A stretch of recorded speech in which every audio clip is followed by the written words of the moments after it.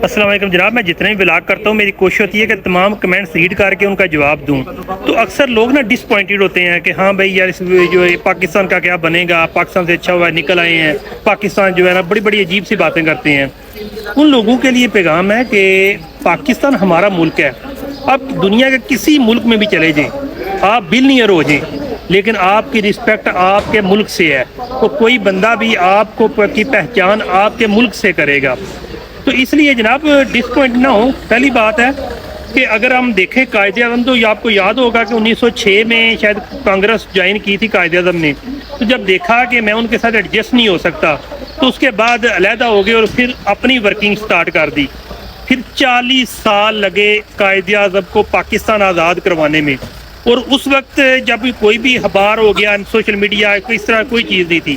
अगर अखबारात भी थे तो उस पर भी अगर कोई वर्क होता था तो जनाब 2-2 माह 3-3 माह लग जाते थे कि कोई भी अखबार का एक जरीदा शाया करने में। अब तो सोशल मीडिया का दौर आ गया और उस वक्त कायदे-ए-आज़म की जंग अंग्रेज़ों के साथ भी थी और इन हिंदुओं के साथ भी थी। और हिंदुस्तान एक वसी एरिया था जो पाकिस्तान के साथ पाकिस्तानी हिंदुस्तान के बराबर है। तो कायदे-ए-आज़म ने अगर इतने बड़े हिंदुस्तान में 40 साल 2 कौमों से लड़ के जंग पाकिस्तान को आज़ाद करवाया है, तो इमरान खान के पास तो एक पाकिस्तान है जिसका वो बशिंदा है, जिसमें अभी भी आज़ादी है, लेकिन आज़ादी को सल्ब किया गया है और सल्ब करते ही अवाम उठ के खड़ी हो गई है। जब हिंदुस्तान जब अंग्रेज़ों के कब्ज़े में था तो आपको याद होगा कि पहले तो लोग डिसपॉइंटेड हो गए थे, फिर 1900 के बाद यानी कि 47 ईयर लगे हैं हिंदुस्तान को आज़ाद करने में। तो इसलिए डिसपॉइंट ना हो।